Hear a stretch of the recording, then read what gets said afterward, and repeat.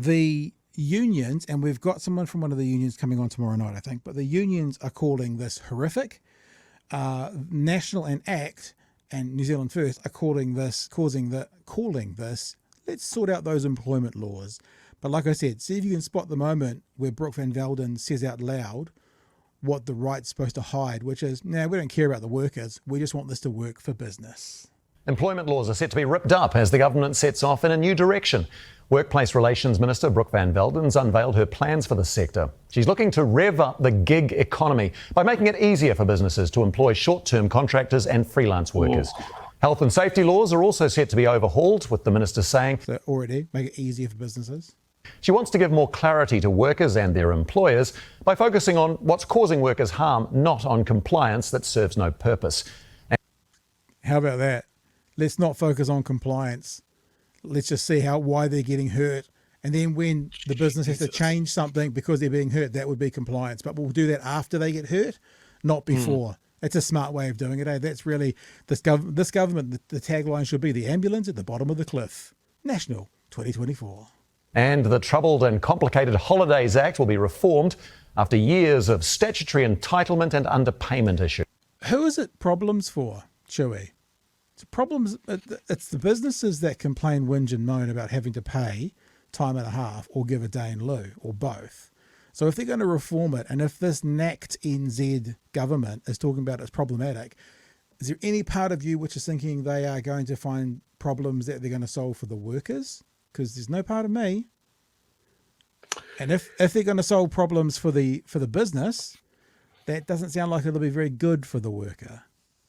I have two things in mind that could be fixed with the Holidays Act. Sure. And as far as what holidays are available.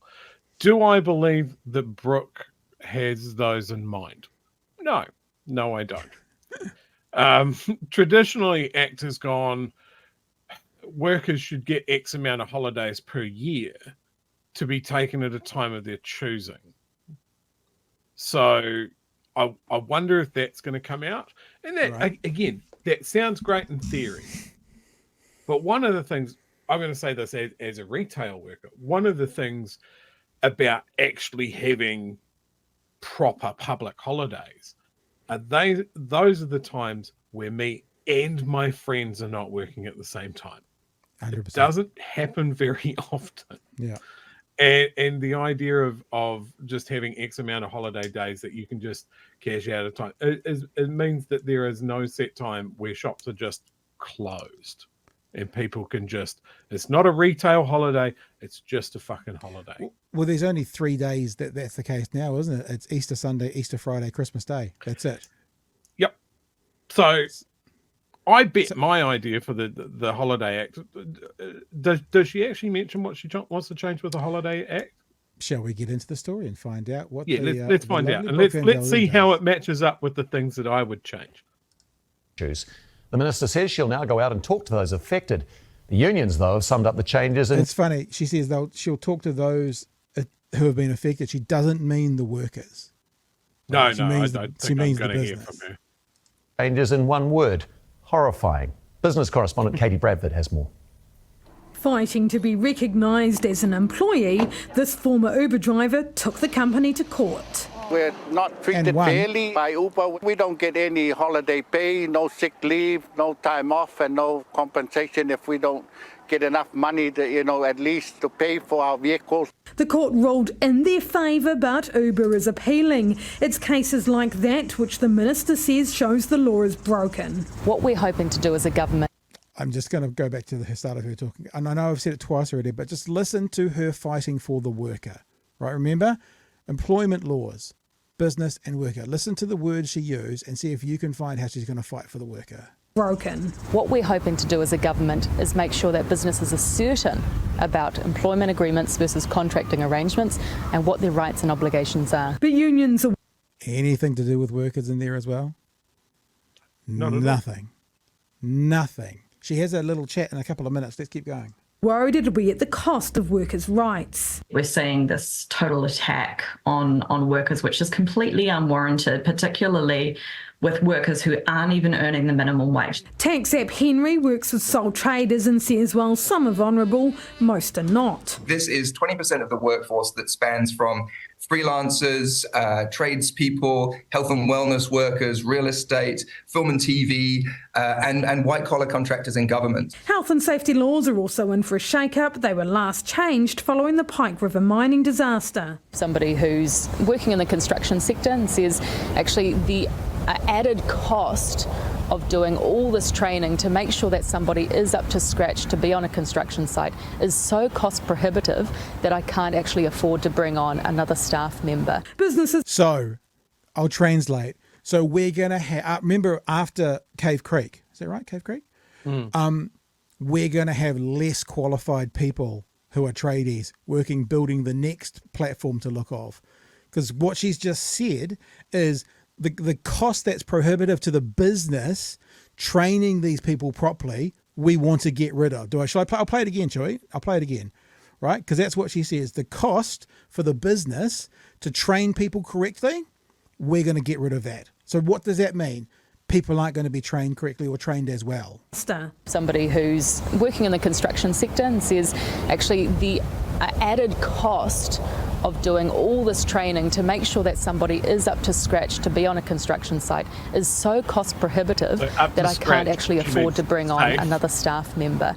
Well, she means properly qualified. And Pike River. Sorry, I got my Cave Creek and Pike River mixed up. Pike River.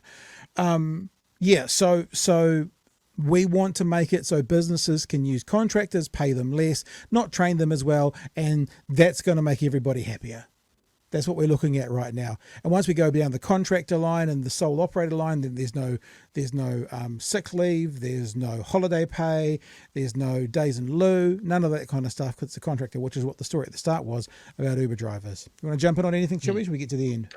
Yeah, like any one of these demons talking about the gig economy just gives me the shits instantly. Because it's no sick pay, it's not having to do PAYE. No holidays. It is just you're responsible for everything. And we've had court cases in New Zealand, not just Uber.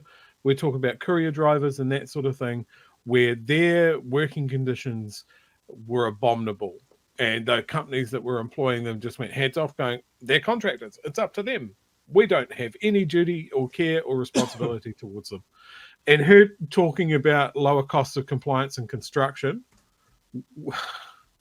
Yeah, it's real expensive just spending the basic amount of time to make sure someone doesn't fucking nail gun their colleague or drop a rack of pipes off a 15-story building. But I'm sure if we just roll the dice and we only pay for the occasional worker's funeral, it'll all balance out in the end. And it's always interesting that when they talk about it, they talk about those blue-collar workers. I wonder if she'd be happy enough with the brain surgeon that has to go in and remove a family member's tumour to have not done those other 3 courses that was required. I'm sure that wouldn't be the case, but the expendable humans, let's not worry about them so much. That's the vibe I get, Joey. Yeah. Right. Lower socioeconomic, brown, migrant workers. Don't spend any time on them. They're disposable people. Don't worry about it. Just don't worry about it, Pat. It'll be fine. Okay. Feel the previous government didn't get the balance right. And what you want is not just more and more rules. What you want is to understand that the rules are working and that people can go to work, be healthy, safe and productive. I would really be looking. So what they want is fewer and fewer rules, right? I mean, we talked the last couple of months about the equal and opposite. What you don't want is more and more rules. So what you do want, the other side of the coin, is fewer and fewer rules. And productive. I would really be looking to the other coalition partners to make sure that the policy that's implemented is actually reflective of what the government wants and not just ACT party policy. All adding up to a nightmare for worker advocates. Absolutely nothing short of horrifying. I'm concerned that there may be an erosion of rights. Do you think workers have too many rights at the moment? No, I don't. I actually think we can have a workplace environment that works for business owners and for workers. Some big changes on the way for workplaces this electoral term. As long as the business owners are the apex of that conversation. It can work for both, but the most important thing is to get it working for business owners first. And when that happens, yeah, sounds good. Now, Anita Rosentreater, is booked in to come on with us tomorrow night at 9 o'clock. So that's the person who was calling it horrific, is going to come on and tell us all about it tomorrow night at 9. That's been booked into the moment. Fingers crossed it all pans out. Chewy, sir, your thoughts? Yeah, so there was no mention of what she would change with the Holidays Act, right? So I'll mention the two things. Overhauled. Just a general overhaul. Just vibes. Okay, cool. So they're probably hinting at the fact of the things that they've talked about before. Yeah. Look, there's a chance for a government to fix up something that they haven't fixed up since the early 90s, right? And that's Easter trading. Now, for anyone that works in retail or works a job that would cover Easter weekend, it is a dog's breakfast. It is the hardest to understand weekend as far as, do I get paid for this?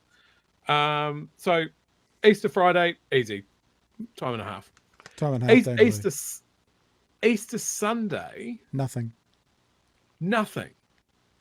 The shop, because when they set this piece of legislation out, all the shops were closed on Sunday anyway. There was no Sunday trading. There was barely Saturday trading at that point. And nobody has changed that, right? So the Easter weekend coming up, if you want to get paid for your normal rostered Sunday shift that you can't work because the shop's closed and it's not your fault, you have to apply for a day of leave. Yeah, I guess it's an easy fix, though. They could either just make it clear that there is one anomaly, which is the Easter Sunday through the year, which is a day and a half in time in lieu, and maybe take it away from the Monday. I know it would be a different ruling, but you could do that in legislation. Yeah. You could turn Easter Sunday into the public and say for this one weekend it's different because of tradition, history, and the Monday is no longer a public holiday. Nothing applies for Monday. Yep. And the other one is Anzac Day. Yeah, the half day. Half day for Anzac Day has always rubbed me the wrong way. I'm lucky my last couple of employers and my current one certainly understand that I do not want to work Anzac Day. I don't think it's appropriate. But they need to sort that out. Like a full day off for Anzac Day, I don't see why that would be controversial. But it's one thing that personally rubs me the wrong way, that you see Anzac Day sales, you see a half day of trading. We don't even give a full day's commemoration to any New Zealander that's gone off and fought and died in war. Is madness to me. It has always rubbed me the wrong way. But that should be, I assume, an easy win for a right-wing government, right?